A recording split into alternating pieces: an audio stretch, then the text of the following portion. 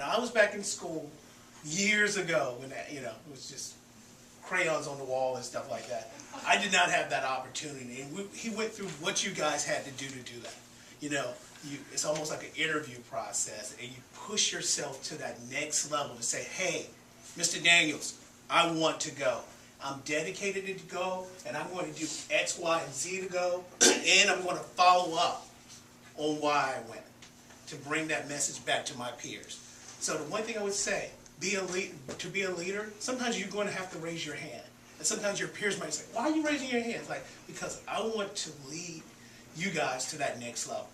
Push yourself to that next level. Sometimes it's going to feel uncomfortable. You'll be like, wow, I'm by myself. But you know what? It's always somebody behind you looking like, hey, why did that person do that? And I want to be like him. The next thing you know, it's 2 people over there, or 3 people over there, moving in that same direction. So, wow, that's my piece. So the question is, what advice would we give to young people today about being leaders? So there's a couple of things I think about. Number one, it's set a very high standard for yourself. So Mr. Miller talked about it. To do that, often you need to be the first one. So that's the first thing for me. Set a very high standard. So expect a lot of yourself before you start to expect it of others. And then expect very big things of others. So everyone in this room, if they expect a lot of themselves as a young person, you can expect a lot out of someone like me, or Mr. Miller, or Mr. Daniels. But when you put your step forward first and set a very high standard, then you've earned the right to expect high standards of leadership in others. That's what I would add there.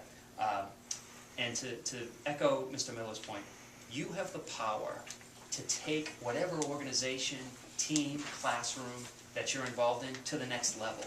But the way you do it is through leadership.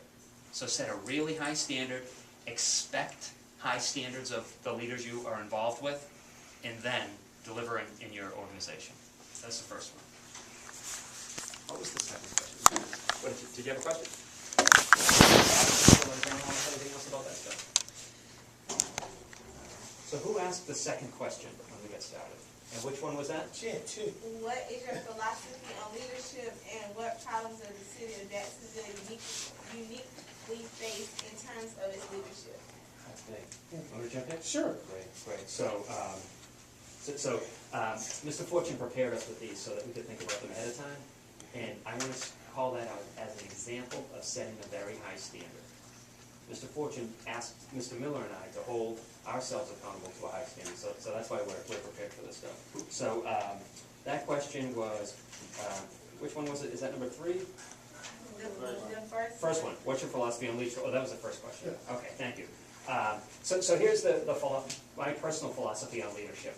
It's about standards, work ethic, and values. So let me take them in